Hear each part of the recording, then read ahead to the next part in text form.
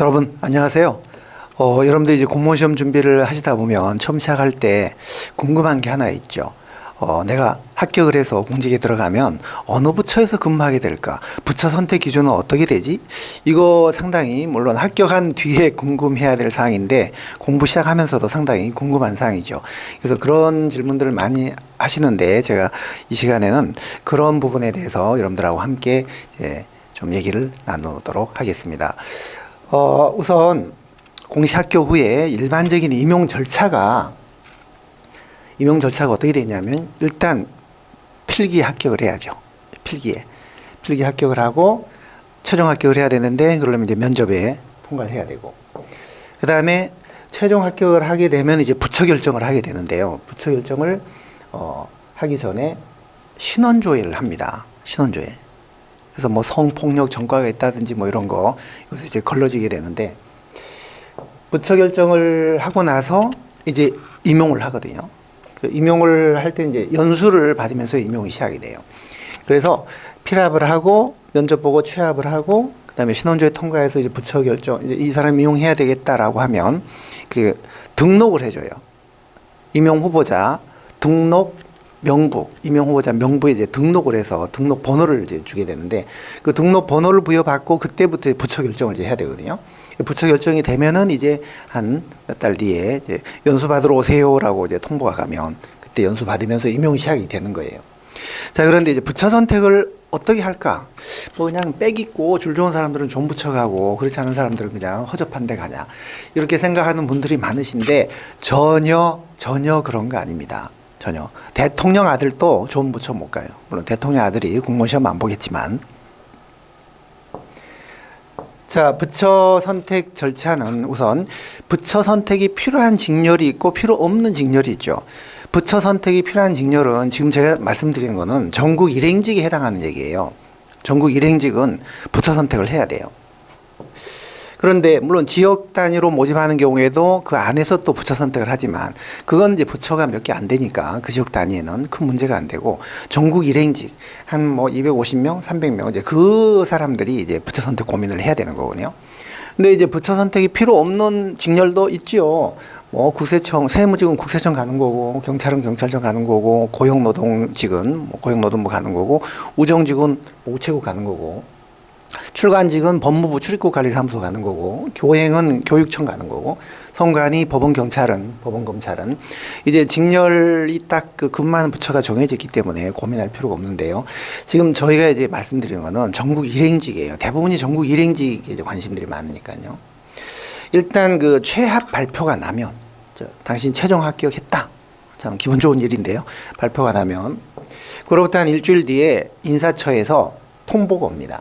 인사혁신처에서 등록번호, 이 등록번호가 성적순이에요. 성적순. 1번 수석이에요. 2번 차석. 쭉 1번부터 한 300번까지 등록번호를 알려주는데 이게 성적이에요. 성적. 그럼 이제 그걸 들고 성적이 통보되면 그로부터 바로 한 4일 이내로 부처 선택을 하라 그래요. 지망을 하라 그래요. 시간이 굉장히 촉박합니다. 저도 그때 굉장히 바쁜데 그 시간이. 그러면은 1지망, 2지망, 3지망에서 이제 지망 부처를 써내야 돼요. 한 나흘 정도 시간 안에. 그리고 그 안에 자소서, 부처별로 왜 내가 기지부를 가고 싶은지, 왜 문체부를 가고 싶은지 자기 소개서를 써서 제출을 해야 돼요. 자소서와 함께 1지망, 2지망, 3지망을 이제 써서 지망을 하게 되거든요. 그러면 그로부터 한 1개월 정도 뒤에 이제 인사처에서 지망 부처하고 그러니까 제가 기재부를 지망했잖아요. 그럼 홍길동이 기재부를 지망했는데 어떻게 생각하십니까? 서로 협의해서 심사 결정을 해요. 한 1개월 안에 1개월 정도 됩니다. 그래서 통보를 해줍니다.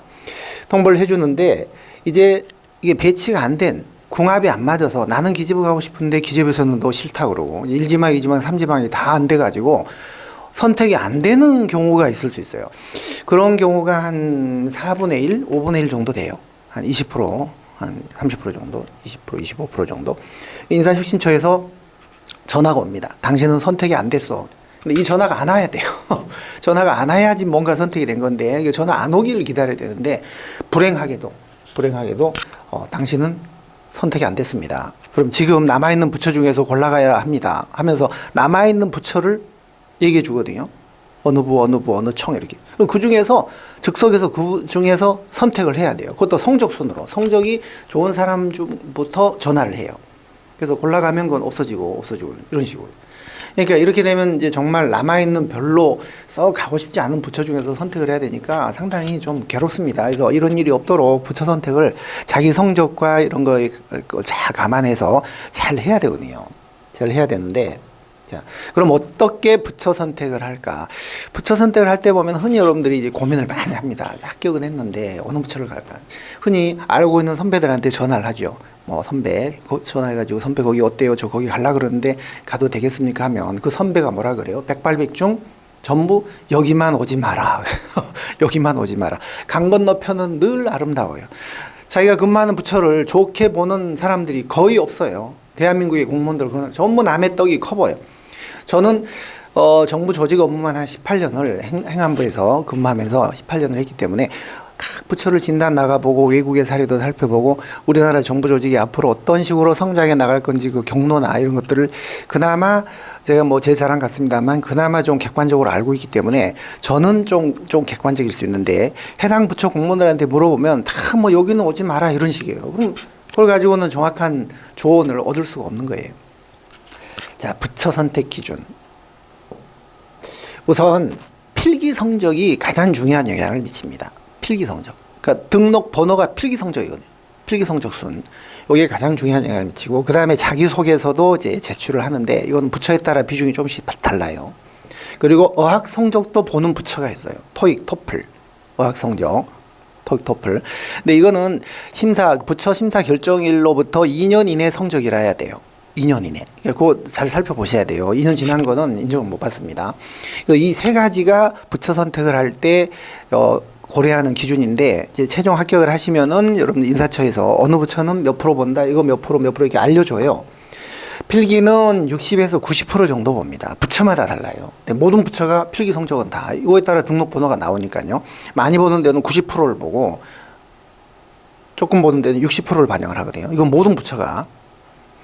자, 자소서는 10 내지 40%예요. 많이 보는 부처는 40%. 예를 들어 필기 성적 60, 자소서 40 이렇게 하겠다. 이렇게 결정하는 거예요. 모든 부처가 비중의 차이는 있지만 자소서는 다 봅니다. 그리고 이제 어학 성적은 안 보는 부처가 많아요. 일부 부처가 보는데 그 일부 부처가 문체부, 산자부, 중기부 뭐 이런데요. 문체부, 산자부, 중기부, 보건복지부 해마다 조금씩 다른데 한 5, 6개 부처가 이걸 보거든요. 1, 20% 정도. 10% 보는 데도 있고 20% 보는. 그러니까 이걸 합쳐서 심사 결정을 하는 거예요. 그런데 이거는 자소서 같은 경우는요, 정말 작가 수준으로 멋지게 글을 쓰지 않는 한, 멋들어지게 쓰지 않는 한 상 받기가 힘들어요. 그래서 아주 또 못 쓰지 않는 한 하 받지도 않아요. 그래서 대부분 중을 받기 때문에 이게 무슨 상대평가도 아니고 한 10명이 그 부처를 지망했다 그러면 한 8명 정도는 거의 중이고요. 한 명 아주 그중에 잘 쓴 사람은 상 정도 주고 아주 못 쓰고 하면 하를 주고 해서 자기소개서로 이렇게 뒤집는 경우가 간혹 있기는 해도 내가 자기소개서는 대부분 다 잘 써야 된다는 전제하에, 잘 쓴 전제하에 이제 하기 때문에 내가 자소서를 잘 써가지고 이걸 확 뒤집어야 되겠다, 성적을. 그거는 너무 욕심이고 그게 쉽지가 않습니다. 자기는 잘 썼다고 생각을 하지만 보는 사람 입장에서는 그게 또 시원찮을 수도 있고, 그러니까 너무 이거를 의존하면 안 되고 결국 필기 성적이고요. 이 어학을 보는 부처는 어학이 결정적으로 영향을 미치죠. 이거는 팩트잖아요. 이거는 굉장히 주관적인 거지만 이거는 상당히 객관적인 거잖아요. 객관적인. 요거는 주관적인 거지만 요거는 객관적인 거잖아요. 그렇기 때문에 이거는 어학 성적이 있으면 있는 거고 인정받는 거고 없으면 인정 못 받는 거니까 이건 어학 성적이 없는 사람은 이런 어학을 보는 부처를 지망하면 안 됩니다. 예를 들어 어학을 10% 보는 부처에 어학 성적 없이 지망을 하잖아요. 그럼 한 30등이 밀린다고 봐야 돼요. 필기 성적에서 30등이 앞섰지만 30등이 밀린다고 봐야 되고, 그다음에 20% 보는 경우는 한 5, 60등이 밀립니다. 그러니까 1등이 어학 성적이 없으면 50등하고 같은 거예요. 그러니까 엄청난 큰 영향을 주기 때문에 이 어학을 보는 부처에는요, 어학 성적을 이 없는 사람은 거의 지망을 안 하죠. 사실 안 합니다. 그래서 결국은 이 세 가지 중에 필기 성적이 거의 결정적으로 영향을 미친다. 그렇게 보시면 됩니다. 자, 그런데 부처 선택은 사실 제가 지금 이 상황에서 일률적으로 어느 부처가 좋다 뭐 이렇게 얘기할 수 없잖아요. 사람마다 전부 필기 성적이 다르고 자기 적성이 다르고 전공이 다르고 뭐 희망이 다르고 참 여건이 전부 다르기 때문에 이건 일률적으로 지금 어디가 좋다 이렇게 얘기를 할 수도 없고, 또 그렇게 얘기를 하면은 부처 사람들이 저를 혼내요. 좋지 않다라고 하면 그 부처 사람들이 전화해가지고 당신 뭔 근거로 그런 얘기를 함부로 하냐고 혼을 내면서 그렇게 할 수는 없고, 일단 부처 선택은 취합을 하신 후에 하시는 개인의 성적이나 등록번호하고 그거를 주워 들고 그다음에 자신의 적성과 전공 희망에 따라 이제 여건에 따라 개인별로 판단해서 이제 그때그때 결정을 해야 돼요. 그때 가서. 그래서 저희 선행정학 강의를 수강하시는 학생들한테는 제가 많은 합격생들이 신청을 하지만 그 나흘 동안에 전부 그걸 소화할 수가 없기 때문에 1인당 거의 한 3, 40분씩 투자해서 이제 1대1 맞춤형 상담을 해야 되는데, 선행정학 수강하신 분들은 합격 후에 저희한테 신청을 카스파에 하시면은 제가 정말 밤 늦게까지라도 다 상담을 해서 학생은 어디 가는 게 가장 좋겠다 이렇게 상담을 하거든요. 그때 상담을 할 때 쓰는 그 기법이 있어요. AB이라고, 계층화 분석법, Analysis Hierarchical Process라는 AB 기법이 있는데, 학생들, 수험생들이 흔히 보면 저한테 문자로 질문하거나 이렇게 할 때 저 열심히 해서 꼭 합격해서 선생님과 언젠가 AB하고 싶습니다. AB 이런 얘기 많이 하거든요.